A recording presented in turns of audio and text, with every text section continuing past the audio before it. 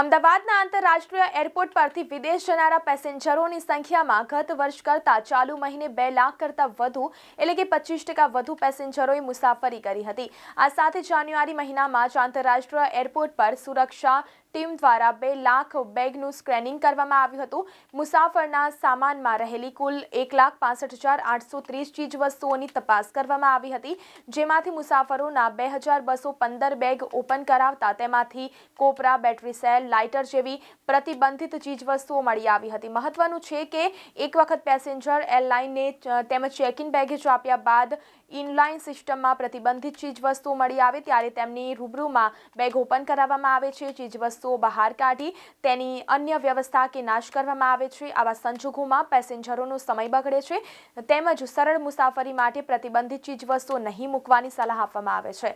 તેમજ એરપોર્ટ પરથી તેમજ એર ઇન્ડિયા દ્વારા લંડન, મલેશિયા એરલાઇન્સ દ્વારા તેમજ કુઆલાલંપુર, થાઈ એરવેઝ દ્વારા બેંકોક, એર એશિયા દ્વારા ડોન મુઆંગ બેંકોક, વિયેતજેટ દ્વારા હનોઈ અને હો ચી મિન્હ સિટી અબુધાબી જેવા નવા રૂટ પર અનેક ફ્લાઇટો શરૂ થઈ છે।